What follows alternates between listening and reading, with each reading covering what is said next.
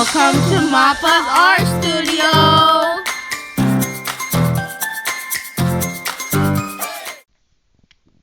Hey everybody, welcome back to my channel. Today we're going to be doing a pearl pour that is inspired by Nate Bright art. And this is the final piece of my purple series that I have been doing. So today's colors, that is I think those are drips from a previous pour. This one is Payne's Gray by Golden. The next color, Nate used Ultramarine Violet. I didn't have that, so I did a mixture of a few drops of white and Permanent Blue Violet by Amsterdam. This one is a custom lavender, so I used the same Permanent Blue Violet and more white. And then this is the Pearl Mix, which is just US Floetrol, Artist Loft Soft Body White, and water. And we're also going to be using some spray paint. So I'm going to speed you guys up, put on some music, and then I'll be back in a bit. Talk soon.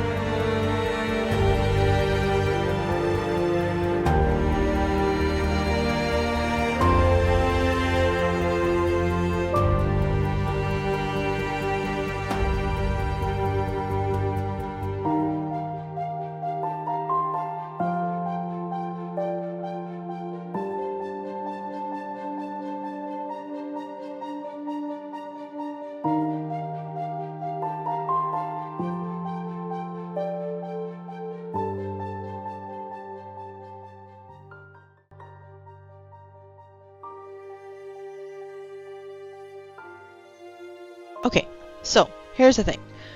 I don't love it, but then I don't hate it either. I didn't get any pearl cells, as you will see shortly. But I like how the the gold spray paint is, when it slides along the canvas, is giving those striations in the paint.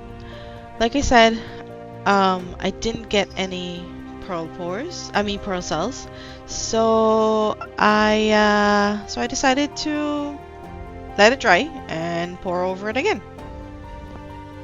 And I could tell right away that I made my paint much thinner, because when I poured the first time, I had an inkling that my paint was too thick, which is probably why I didn't get the pearl cells. But as you can see here, it is much more fluid, it's much more thinner, so I think I'm gonna get some pearl cells around this time. One thing I have learned with the pearl mix the second time around is that your pearl mix, you have to add a ton of water to it, so it has to be super thin, and also your colors has to be the same consistency as your pearl mix. And as you can see, as I'm laying my colors there with the Payne's gray, look at that reaction as it is as I pour it on the pearl mix. Yes, I'm definitely going to be getting pearl cells around this time.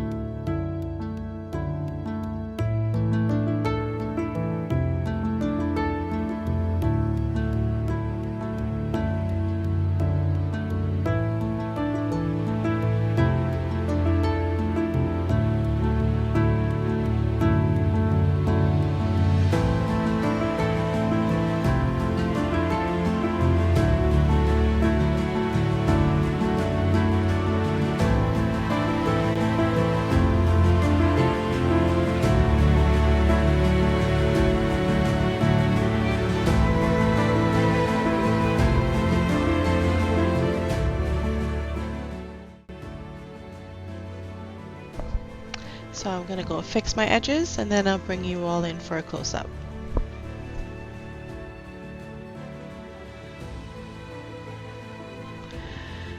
And here are the wet results. There are some pearl cells there from when I put the base coat, the pearl mix on the corners. And the specks of gold. When that dries, that's gonna look like I put gold leaf on it, but I didn't. We've got some more pearl cells there, some itty bitty ones.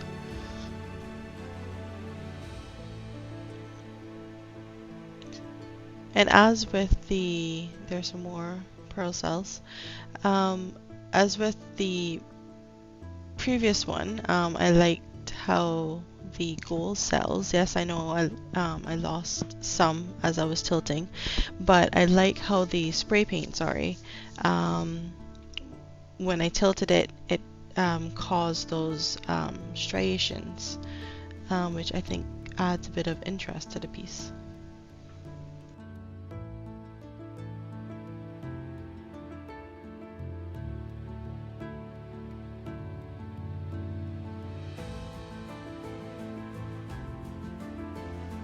Dried results coming up in 3, 2, 1. And there you have it. This is the completed and dried piece. And I am so thrilled with how it turned out, especially since, my first attempt at it didn't exactly go as planned. Um, I've, you know, it, this piece just really showcases the beauty of fluid art and its creativity, the process, and just the fun of experimenting with new techniques. This was my first time doing a pearl pour, and I've learned a lot from it. And just as Nate says, to be fearless and just paint. So speaking of Nate, I just want to say a huge thanks to him for being the inspiration behind this piece. He is such a sweetheart. When I reached out to him, when I saw his video and I reached out to him just to kind of ask, hey, can I use these colors? He was like, sure, sure, sure, go ahead. He was so sweet. I'll put the link to his video in the description below. I hope you guys enjoyed watching this transformation just as much as I enjoyed creating it. If you liked the video, please give it a thumbs up. If you didn't like it, that's okay too. Also, leave a comment below letting me know what you thought about the video. Don't forget to subscribe for more of my fluid art adventures and hit that notification bell so you never miss an update on my artistic journey. Thanks for joining me today.